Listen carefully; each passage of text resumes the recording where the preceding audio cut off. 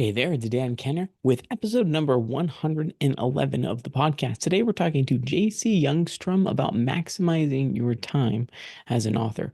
JC has a lot of experience about prioritization and how to organize your life so that you can get the most important things done in connection with your prioritization. It's a very good conversation for someone like myself who doesn't really enjoy planning.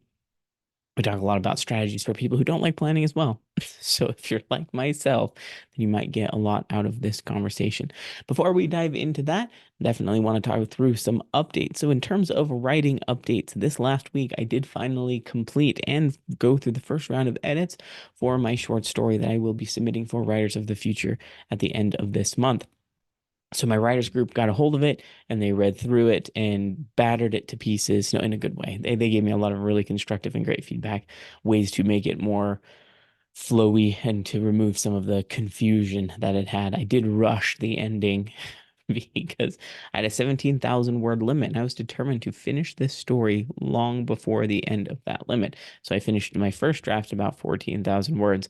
Well, lo and behold, it was rushed. I mean, I got that sense. So I ended up adding nearly 3,000 words. So obviously, I'm still below the 17,000 limit, barely, but the story is much better. It flows much better.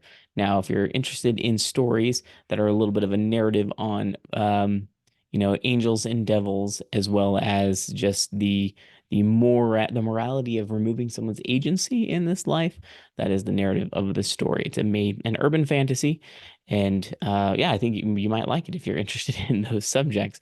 I really enjoyed writing it, and it's something that I never thought I could write.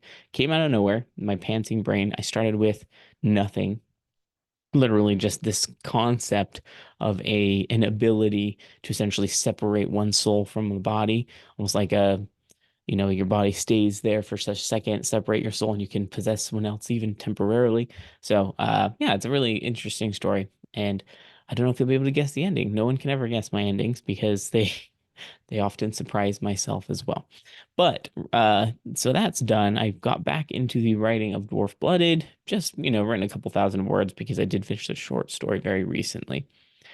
I found out that my last story got another honorable mention with Writers of the Future, so that's exciting. I don't know how common they are. It's something I need to learn a little bit more about. But yeah, I think I got a notification that I got another honorable mention for last quarter story. So that's encouraging.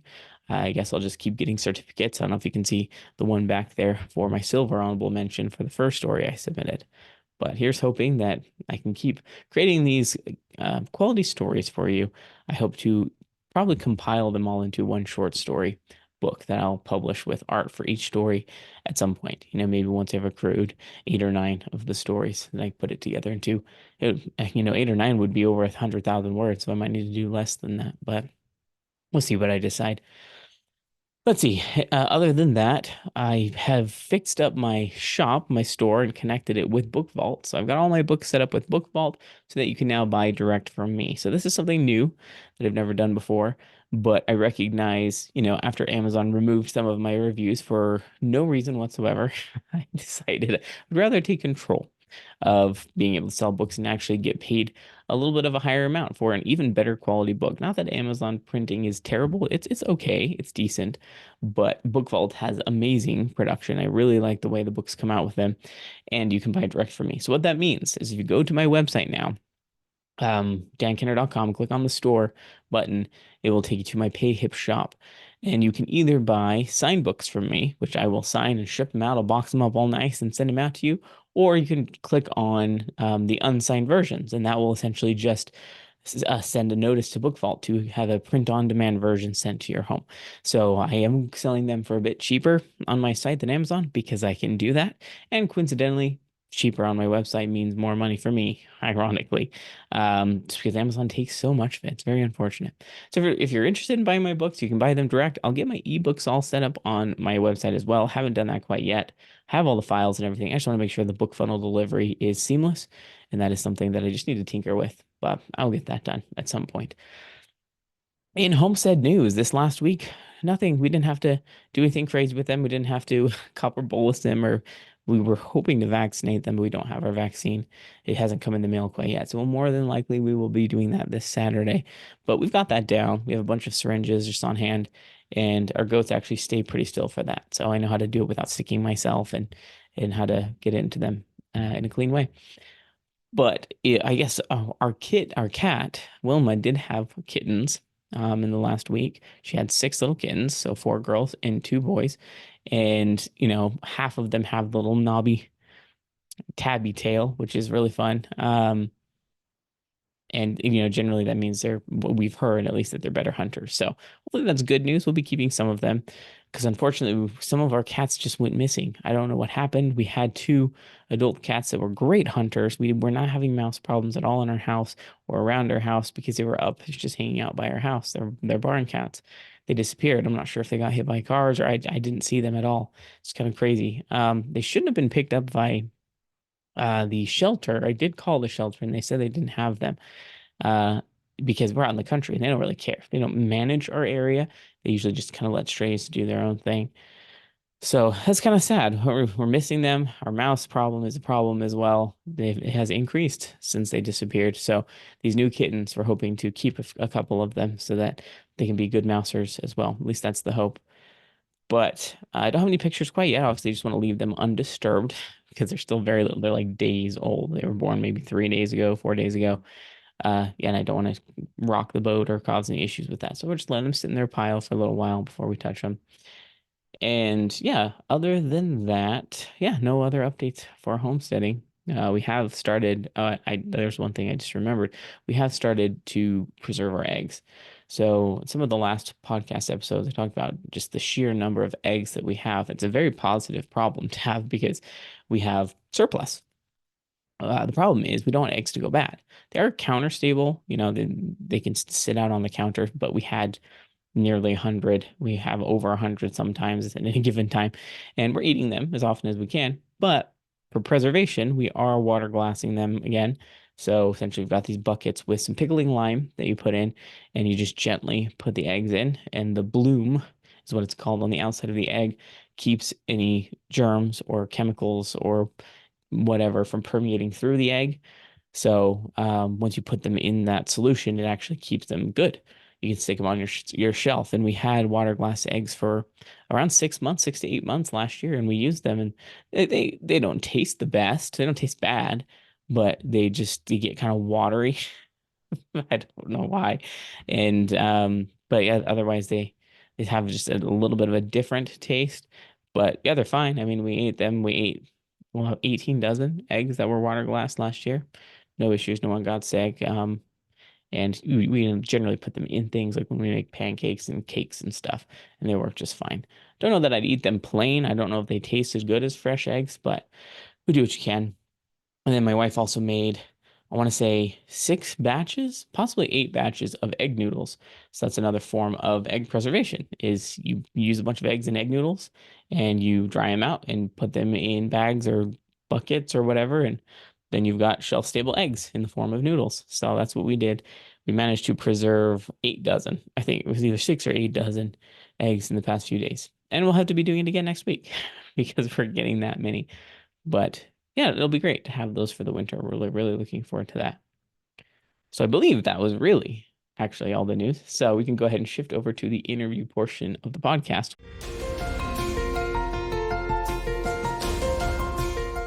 Hey, JC, how are you doing today? Doing great. How are you, Dan? Doing very, very well. I am thrilled to talk to you because you said you are passionate about time management, which, Yes. as any adult knows, is a challenge with anything in your life, responsibilities, jobs, kids, pets, all sorts of things. So I'm excited to talk about that. But before we get into it, how long have you been in the industry with publishing, writing, editing? I've been writing since 2012 on a full-time basis. I got a degree at Brigham Young University in creative writing. And then I took a big hiatus and just worked on um, sales. Actually, I did sales for like 10 years. And then I came back and used the information that I had that I learned in my sales business to actually help me with my writing. So yeah, so 12 years. I'm now a project manager and virtual assistant for 8 Months Publishing, and I've been doing that since 2022. That's So two awesome. years.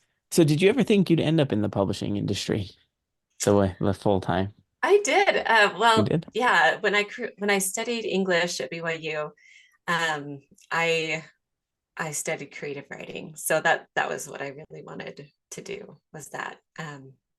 I guess maybe for that little stint in sales, I was kind of wishy-washy about actually following through. But yeah, so my sister moved in with me, and her family, they were kind of homeless at the time, and she felt really bad because there were six of them and seven of us. And she said, look, I've always had a dream to be related to someone that's a published author. And so she got me back on track. That what um, an unlikely story. Very cool. I yeah. don't think I'm related to people and I've published books, but I don't think anyone, and this is not a knock on them, but I don't think I've had anyone tell me that it was their goal to be related to an author. That's awesome. Yeah. And you So she took fulfilled her over. goal. Well, I'm not published yet, but I'm Well, working on you it. will. You will fulfill her goal. That's right. Yeah. So she took over the cooking and cleaning and house chores so that I could focus on getting that done. And then I just realized, you know what? Sales is not my thing. Like, I love it. It's great, but it's not what I really want to do. I love writing. So, yeah, it was just a good wake up call. Yeah, I mean, that's very cool though. And I imagine that like you mentioned, your time in sales aided you in your perhaps business practices, marketing practices, just the way you talk about, we will talk about your book when it is published. So for the sake of the listeners, what do you write? What are you planning on publishing genre wise, type wise? Yeah, so I write children's literature mostly. I have about 70 picture book manuscripts under my belt, and I write middle grade fantasy as well. So, yeah, 7D. Wow, impressive. yeah. Have you combined art with them yet, or are you seeking publishers now for those I'm manuscripts? Yeah, good question. I'm actually learning illustration at the moment. So I'm working on my first dummy book. That's coming along. It's very exciting and Wow. scary. Okay, impressive. I tell people all the time. Actually, I had a great conversation with someone at so context for people listening. I met JC at LTUE in Provo, my first time going. I think you've been to LTUE before, correct? Many times, yeah. Many times. And so, we connected there, and I was talking to someone there who draws art. It was actually my table sharer's daughter. And I mentioned I'm not very good at art. It's not a skill that I have. And she's like, well, have you practiced much? I said, okay, touche. I have not practiced much. She's like, anybody can learn to draw. You just have to practice, which, I agree. That's a good point. But I have not practiced art. So for you, the type of art that your illustration that you're putting into this book, what type is it? Like cartoony? You're looking for like hyper or not hyper realistic, but realistic type art? What are you learning? Definitely more cartoony for sure. Yeah, just very stylistic and kind of animation style, I guess. Okay, very cool. So the real question, why we're here, is how do you make the time for that? Illustration, writing, your family members around you. I'm sure you have other things going on. So let's talk time management. What are Yeah, uh absolutely. you mentioned being passionate about it, but when it comes to prioritization, how do you approach prioritization? So that's a really good question. I think it changes for every person. Hmm. Um, so you really just have to know what's important to you, right? So for me, I'm a very religious person, so God is first in my life, and then second is my family. It's kind of like when I'm making a decision about something, I think about those two things, and whatever else comes in, like into the question, I wonder, is this going to take away too much from my other two huge priorities, or is this going to help? And then writing is my third priority. So everything else that I kind of decide on, if somebody asked me to go to lunch, okay, is this going to get in the way of those other three things? And if not, okay, let's go to lunch, but otherwise, if I have a writing appointment set with myself, I keep that appointment, and I'll do lunch on another day. Or, if I'm helping with a field trip at the elementary school for my daughter, then I won't do lunch with a friend that day. So that's kind of how you decide, right? What is your priority? I think So this might be a silly question, but what does that look like? Like, is this something that you spend every day? Like maybe you plan at night? Do you like do a planning session in the morning? Or is it like you just know your priorities mentally and in the moment when things come up, you're just like, ooh, I can easily prioritize this in the moment. yeah, good question. Um, some people are that way where they can just like decide in the moment how things go. So the way I do things obviously is not the best way necessarily. But for me, and the way that I was trained in sales was to like have a plan and to know kind of what you're doing. I know you've talked about your son who's in archery. If you know what your target is, you're going to aim. My daughter's also in archery, by the way. Oh, what? Yeah, Okay, I didn't super know cool. this. We have to talk about that at some point. Yeah, yeah. Anyway, but you have your target, right? And if you didn't have that target and somebody said to shoot an arrow, that arrow would go wherever somebody decided to point. But if you have Mm, the target in front of you, then when you pull back on the bowstring, the general direction of where you're shooting. And that's kind of the same, I think, with time management and prioritizing and scheduling is you put together a plan. So you have a basic knowledge of where you're going to be spending your time. And then if things get in the way or you don't hit the target or whatever, that's okay. But at least you're setting yourself up to get going in the right direction. So I use a calendar. I'm a huge fan of using calendars. I actually got my first calendar when I was 11 years old. um, my that brother, is awesome. my brother got me a Franklin Covey planner as a Ooh, a birthday gift. fancy one even. Yeah, Look at that. That's I like the guess. calendar. Yeah, he knew me better than I knew myself, I guess, at the time. So, I mean, what yeah. a cool thing to be able to say. As an 11-year-old, I got my first calendar. I'm pretty sure I got my first calendar when I was 17, and it's still blank to this day, if I even still have it. I'm a completely opposite person. I don't know if that's necessarily a good thing, but I love hearing people's enthusiasm and excitement around planning because I agree with you. Prioritization can feel easier when you do have some semblance of a plan, generally connected to goals, I would imagine, Yes, right? Life goals absolutely. or, goals per subject or I guess priority in your life. But I'm not good at that. I'm not good at focusing. So this is going to be a silly question, but what recommendations do you have for someone who struggles to plan? Just do Yeah. it? Just get over it and do it? Or, do you Well, have recommendations? that's a good question too. Yeah. So, um, I actually work with a lot of people who do struggle with that. Um, I have a group of authors that I work with, and we work every day on checking in at the beginning of the day and just letting me know, like, this is what I want to get done today. And then at the end of the day, they tell me when they're done. So it's nice to have somebody that you can be accountable to, and not necessarily have it planned out, minute by minute or hour by hour, but having some sort of target for the day. So let's say for your writing, you want to write 2,000 words. You just tell the person in front of you, this is, you know, or the person that you're being accountable to, this is what I'd like to accomplish today. And then for me, I'll ask people what their plan is. So when do you have time today that you can fit in that 2,000 words, and how long does it usually take you? And I think that's something that really helps with planning is asking yourself the right questions, like, what do I need to prepare ahead of time so that I can accomplish this task? And I think a lot of people Mm, don't put that mental energy into it, right? nope. So it's like, Nope. yeah, exactly. So, like, how long does it take me to write 1,000 words? And how long does it take me to write 2,000 words? And do I have time in my schedule today for that 2 hours or however long it takes you to be able to write.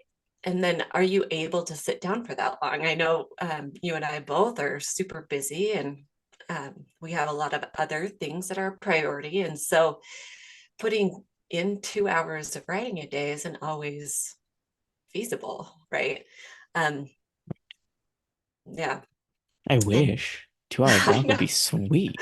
it would. Yeah, it would. So, no, But oh, please continue. Yeah. oh yeah, I was just gonna say, like, if you have that broken down and you understand kind of what it takes to accomplish your goal, then it makes it a lot easier to say, okay, I've got, for me, it's 15 minutes a day, and I've worked on 15 minutes a day since I started writing 12 years ago, and that's how I have all the manuscripts that I have. As I just, in the very short periods of time that I have every day, I use it wisely, and I just sit down and I do my writing. So Sounds like you have a lot of great discipline as well.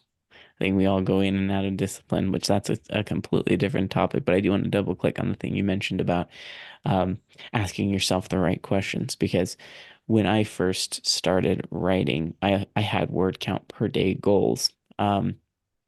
And, I was hitting them most of the time, but I found the word count per day goal was frustrating me, even though I was hitting it. I think it came down to I was spending too much time looking at the word count. Like I was typing, I was in the moment, be like, oh, how many words is that? And I was looking, and it just felt like almost like a kid asking, are we there yet on a car ride, right? It was just like the frustrating answer of it's only been 2 minutes, right? yeah. And so I since learned for myself and the way my mind works that I'd rather have a time per day goal, and then whatever I write in that day is great, right? And I feel much more satisfied with that because I can just set my phone on an alarm and not, set a timer for whatever that time is that day and forget about it. And then I just write and write. And when it goes off, I wrap up whatever sentence I'm on and I move on with my next activity. And I've actually found that I can hit like double what my word count goal was before because now I'm not spending so much time looking at the dumb word count. I'm just writing. So Yeah, yeah, that's asking the right interesting. questions. I think that's exactly an amazing point. Um, how often do you reevaluate your priorities? Because things change, things shift. Is this Yeah, something that you look at regularly, or how do you keep up on that? yeah, definitely. And I went to a writing conference once, actually, where they talked about priorities and time management. And I think a lot of us kind of look at time management as like balls in the air, that we're trying to juggle, you know. And then we're like, okay, I can put that one down or whatever. But I like to think of it more like a soundboard where you have different um, sliders that turn up the volume and turn it down, and sometimes, yeah, sometimes like my family needs me and they love me and they want me around, but it's more important for me to be at a writing conference, right? And so I'll have to slide that slider down and turn up my writing slider, so it's more important sometimes than my family one. But I didn't drop the ball. I didn't let it go entirely. It's just at this point in this, symphony of my life, I just need a little bit more writing than I do family at the moment. So it's constantly, it's just like in a song. Those sliders go up and down. Um, but yeah, I guess the reevaluation, I don't necessarily do that frequently. I just know what those solid top three are. And then I just try to make it balance, the sound balance out more often than not, right? Yeah, Um, but yeah, and I go on vacation with my family, so sometimes that slider's all the way up, so it goes back and forth. not great at taking vacations myself. That's one thing I need to work on, but we're not that we don't have to get into that. No, I love this idea of the soundboard because if you think about any song, like maybe your favorite song, or there's often, there are parts where the instruments come forth, there are parts where the lyrics come forth, there's parts where, a particular instrument sticks out, maybe it's like a guitar solo or something. I think that's an incredible example. I've never thought about it that way.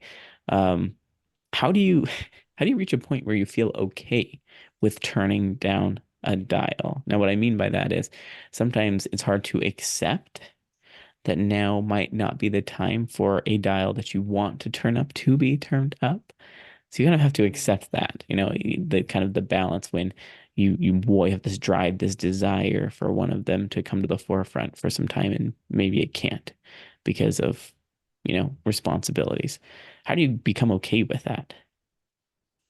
Well, that's a really good question. I think it's a struggle, right? Everyone kind of struggles with just knowing when it's okay and when it's not. But I think for me, when I write it out on paper, it really helps me visualize kind of where my time is going. So I'll Okay. write in, family time, I'll write in writing time, I'll write in other appointments and just different things, church things, functions that I'm going to or helping with. And I'll just kind of see how it looks on paper. And if I color code it and everything, I know I'm kind of intense, Okay. but um, but it really does help me see like this one thing is taking over everything else, and is that okay? Is that really what needs to happen right now? Or am I neglecting something that really needs more time? And if I see that, visually, that one thing is being neglected way too much, I'll try to balance that out a little bit more. Um, or if like right now that needs to be the one that's on full volume, then that's what needs to happen. Um, but yeah, you can talk about it with someone if you're really struggling with it and kind of come to terms, I guess. I think talking it out really helps. Or just making time for that later, so Yeah. if you have family things that just need your attention right now and you can't really do your writing just at this moment, but you can in 6 months or whatever it might be, it's okay to take a break, and really focus in on what needs your attention. Mhm. Um, as long as you really do intend to pick it up again, when the time comes. And it comes back to that discipline, right? Following through. Yes. No, and I think that's a really great way to put it. It seems like it's almost like a muscle that you have to exercise, right? And it's not the muscle necessary of letting go, because that's not what I'm proposing. I'm not proposing you let anything go, but just recognizing that life ebbs and flows and there's seasons and times for the things that are important to you. You just have to be patient as you navigate those seasons. For example, we are expecting our seventh child due in July. And I just know that when that baby's born, my writing time is probably going to go away for a little while. Yep. And that's okay because there's more important things, taking care of all the children. And yeah, that's fine. But this is, perhaps a personal question. Don't feel like you have to answer if you don't want to. But you mentioned God is important into your life.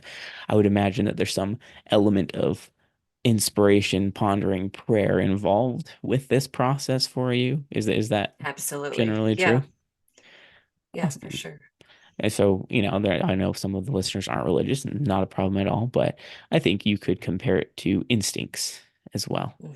I think, generally our instincts, or if you are a God-fearing person, then yeah, definitely bringing in that piece of inspiration or gut reactions is a good thing when you're doing this prioritization and looking at the soundboard. So, Yeah. but it's a big piece of mindset, just trying to have a positive perspective. So for you, you've been writing for a long time. Yeah, as Yeah. you mentioned, starting when you were 11. Or is that what you said? 11? Is that That's when I right? started That's when planning. you started Well, planning. That's right. yeah, my third grade actually, though, I did win an award for a poem that I wrote. So Okay. I guess so, like about 10. Yeah. You're an award-winning author. You should put that on I all of your profiles. Award-winning author, because you are. Why, thank you. No explanation needed. Award-winning author. Right. Yeah. Um, but I want to talk a little bit about this planning because you mentioned, color coding things, which I love. I love people who color code things because I cannot, not because of my inability to plan. I'm colorblind. So I Oh, literally really? can't use colors because by the time I come back to it, I won't remember which color is what. Um, so creating systems. You've talked about creating systems and maximizing your time. Um, Mhm. how do you maximize your time? Is it about cutting out things that are just waste of time? Is that how you maximize your time, or is it just planning in general? Well, I don't actually watch a lot of television. So I will say Okay. that first. I try to take things that I love, and those are the things that I do. So for example, I I have loved watching The Crown with my husband. And so Okay. we actually watched that like those seasons, but I'm very picky and choosy about what I watch. I don't just sit down and just watch the television for no reason. Um, but with systemizing things, it just makes it so that when you do an activity, you have everything that you need to make that happen. For Mm. example, like when you clean a bathroom, let's say. So a lot of us hate cleaning the bathroom because we've got to like find all, yeah, you've got to I find don't. everything. It's all over the house. It's just like really hard to do.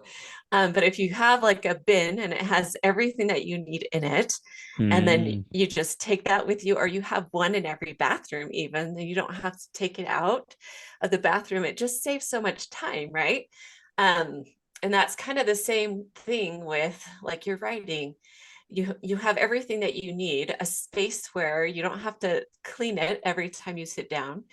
Um, it's already ready to go, and then it has everything that you need in that place. Like for me, I have to have lotion because my hands get dry, and I'm very conscious of that for some reason. Every time I sit down, I get right back up again to go put some lotion on for some Mm. reason. But if I have it right there in my space and it doesn't pull me away from the computer, I can just take care of that need right then and there.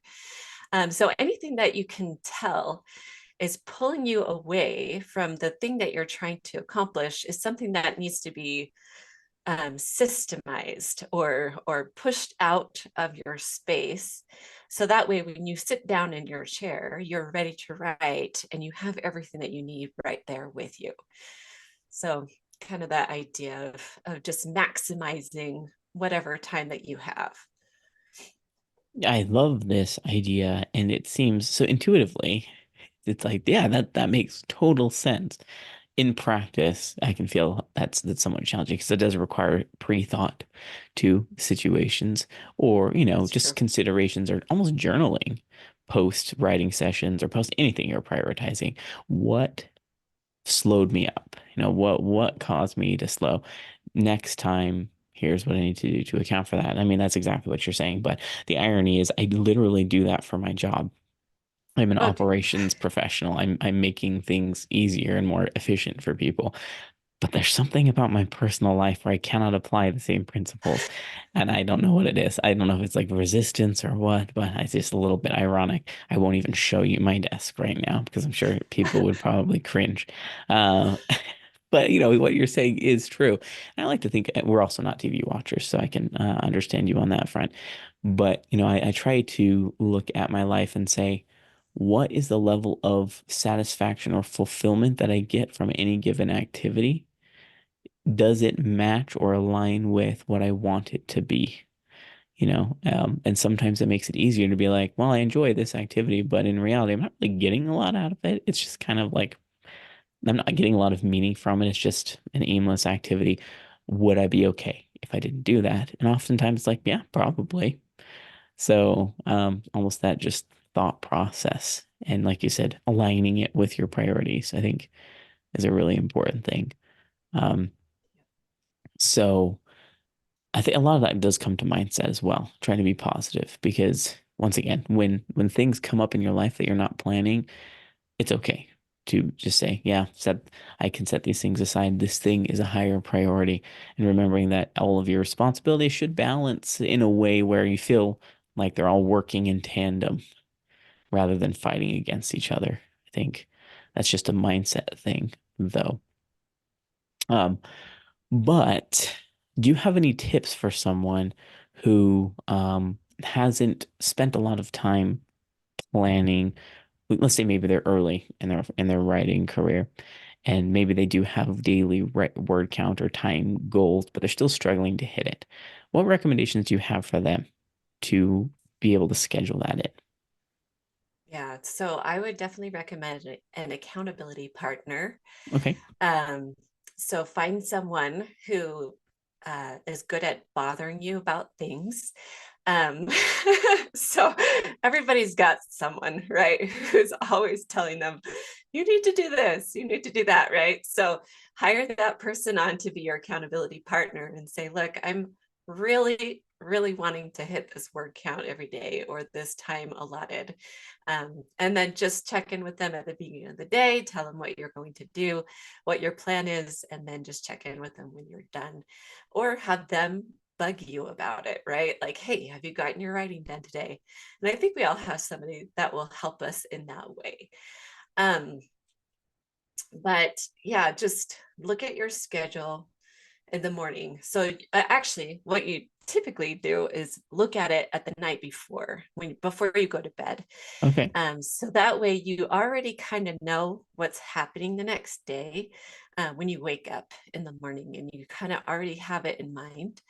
Um, and and usually, like what I learned in sales was to use the 6 most important things to do list. And you just write out the 6 most important things that you need to get done tomorrow. And you don't do more than 6 because it can be overwhelming, but you just start with 6. And it can be anything. It doesn't have to be, writing related. It can be anything that you need to get done. And then with that, so this is like right before you go to bed, you write down those 6 most important things. And then with that, you write out any pertinent information that you need, and you actually look it up.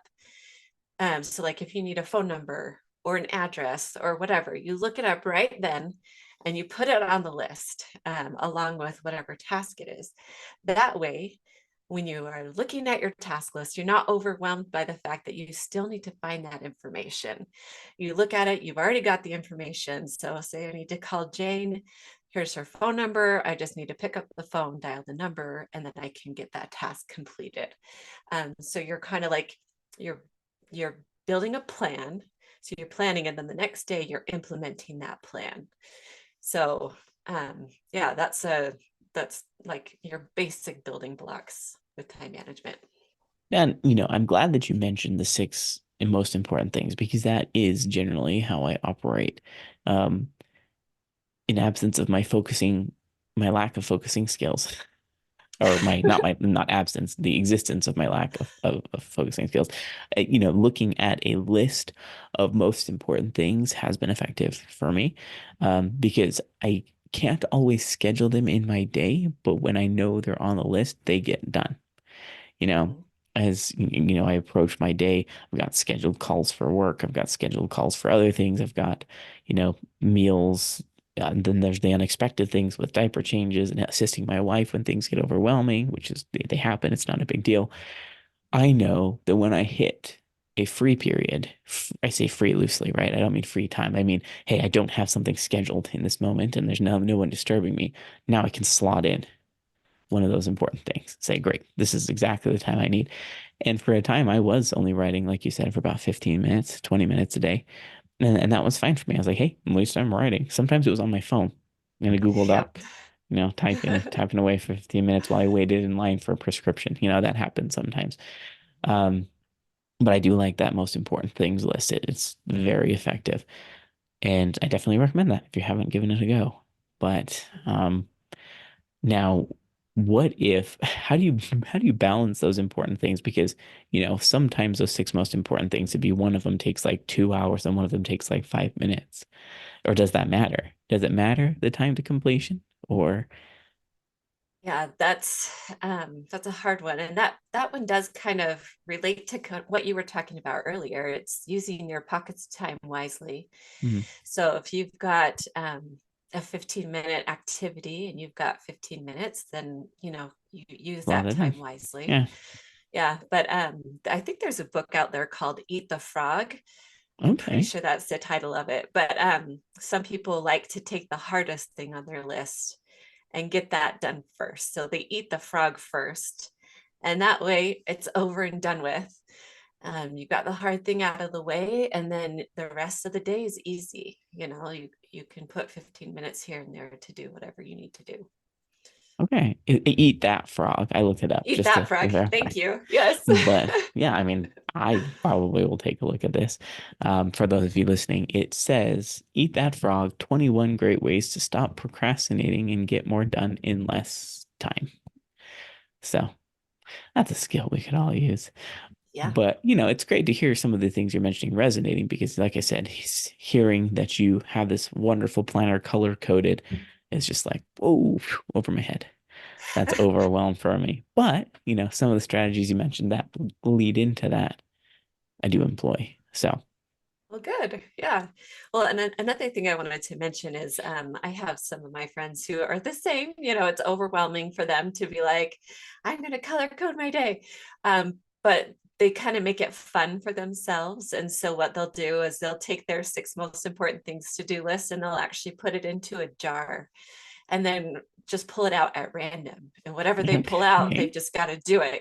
So it's kind of a fun way, also kind of scary, I guess, if you think about Yeah, it, but a different way of doing it.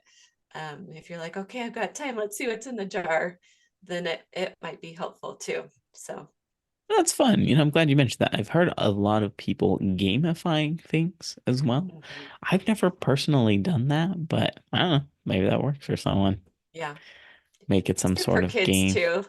Yeah. Yeah, there's that too. You make anything a race, and suddenly either they get really stressed out and angry, or they get motivated. Like, oh, we're racing.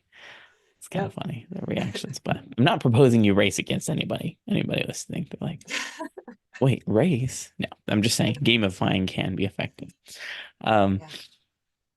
so I want to talk a little bit about this is going to be hard to dive into, but I'm genuinely curious about not micro prioritization. That's what I mean, not what I mean necessarily, but you mentioned some really big things in terms of prioritization, which when you're comparing those things to each other, God, family, writing, those things, um, that soundboard makes a little bit of sense. But what about prioritization when it's within that category, right? Writing includes marketing, selling, finances, the business aspects, all of these things that have different levels of importance. Do you approach prioritization within that larger category in the same way? Yeah. Yeah, definitely. So for me, my creative process, my writing comes first. I will always do my writing first because, okay, and this is probably me, but it's easy for me to stop writing. So Yeah, for I me, I I'm can like, stop too. Yeah. yeah, like I start writing and I can just stop whenever I want to. But for me, when I get into like social media or newsletters or whatever, I could do those forever. I'm just so detail oriented and I'm like, okay, I've got to get it perfect. And so I could go like 2 hours and not Mm, even realize the time is gone. So I have friends though who are opposite. They really hate, doing the social media, the newsletter, whatever, but they could sit there and just write for forever. They get lost in the story and, whatever it might be. And so I think for me, I start with the thing that I know I can stop. So that way, mm. if I have other time constraints, those other time constraints will force me to stop when I need to stop. If that makes sense. It does make sense. I've never thought of that before. It's a fascinating topic. So I have the ability to stop most things, and I think that's by nature of my flexible personality and brain. There's so many bait and switches in my life that I'm just like, all right, something new, roll with the Mhm. punches.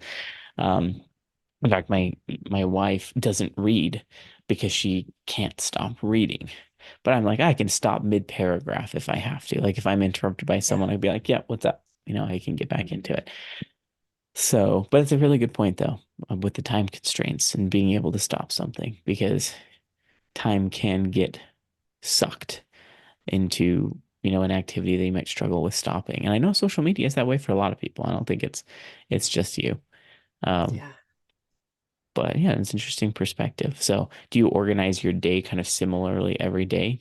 Are they, Mhm. maybe creativity in the morning, the other things in the afternoon, or what does that look like for you? Yeah, that's exactly how my day is structured, actually. So I wake up and first thing I do, I read my scriptures and I have a little personal devotional time, and then I'll jump into my creative time. And so I'll do um, some drawing because I'm learning, the Right. illustration side of things.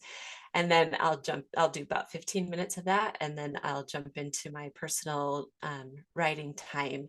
And depending upon what my goal is at the time, that will change. But typically it's about 15 minutes of personal writing, editing, things that are actual productive writing things.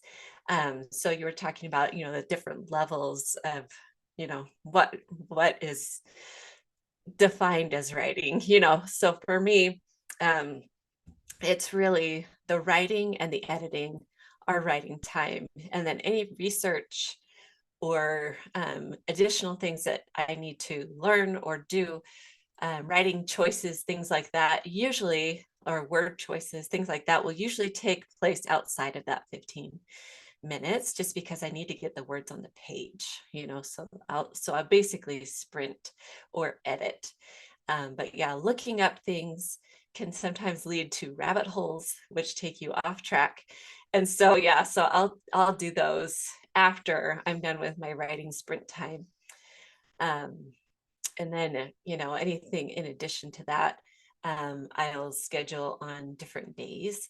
So, for example, like writing adjacent activities like social media or marketing or newsletters or whatever, I'll just assign a day for that task. So I write blog posts on Mondays. I run a Facebook group for indie authors called the Author Co-op, and it's where authors help authors. So it's basically, I have a skill, you have a skill, let's trade skills and create really good, you know, finished products that are indie published. And it's a really great little skills trading marketplace is what we call it. But I manage that site on Monday, or sorry, Saturdays and Wednesdays. So that's my focus on those 2 days. And then um, Thursdays and Fridays, I'll have certain things I need to get done. Like I need to write a newsletter or social media posts. So I just have specific days that I know today is Monday. I have to write a blog post and then I'll just hop in and do it. So I commend you on that. No, and it makes sense. I think it's awesome. The Facebook, we'll talk about the Facebook group in just a minute, which I think is awesome. But it's awesome to hear you lay out kind of how things work for you, because having that plan does, for this podcast, for example, I do have specific days and times where I record, edit, the extras, the intro and the outro for those. And yeah, because I have that schedule, I'm able to hit it. Now there are occasionally holidays or sick kids or something that do interrupt that, and I try as best as I can to fit it in somewhere else. But every so often I have to skip a week with the podcast, and that's okay. I just the next Wednesday something came up, but we're here again, right? We came back yeah, a week later. So yeah, just do the best you can. Try not to get frustrated with circumstances you cannot control. If you can control it, then control it. If not, then just try to accept it for what it is and, keep moving forward. But I would love to keep talking about this. There's so many things we could dive into, but um, where can people find more information about you and your services? And do you have a website that they can go to? yeah. So jcyoungstrom.com or janelleyoungstrom.com. That's my full name, JANELLEYOUNGSTROM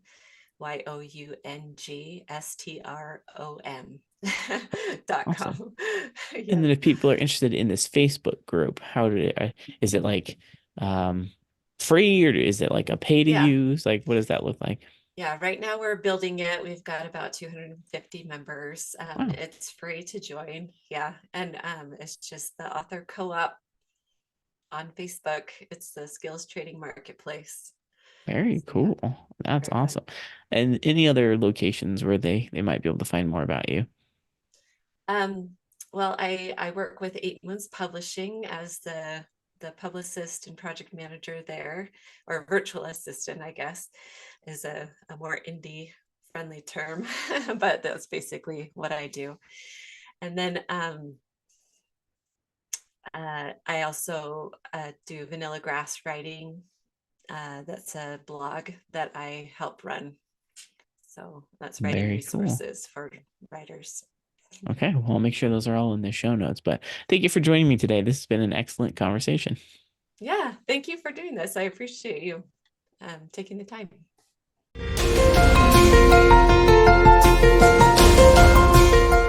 I hope you found that interesting and helpful. I know that for myself, some of those tactics for prioritization and finding the time to do all the things were very helpful. I haven't implemented as many, but it has given me a little bit of a pause in terms of considering what's actually important to me from a day-to-day basis and considering the day before what needs to be done the next day. I used to do that so many times, at least envisioning it in my mind, but I kind of stopped, got a little bit busy and chaotic, but I'm going to start picking it up and doing it again. So I'm very grateful for JC and her experience and insight on that front. Next week, we'll be talking to Candace Yemnitz about writing for your target audience. So we talk about the why she chose to write what she does, which is clean teen fantasy, essentially. She's Christian. Her books aren't Christian focused, but they are clean and appropriate for that age. We talk about her experience working with publishers and, kind of the story on how she reclaimed some of the rights and is continuing to publish some of her books with her traditional publisher. So I think you want to stick around for that conversation. And if, of course, you'd like to join me on the podcast, you can head to thecasualauthor.com and fill out the form. Or if you'd like to, you can email me at dan@thecasualauthor.com. Happy to respond and answer any questions that you have. I appreciate you listening to the podcast, and I look forward to talking to you next week. Thanks.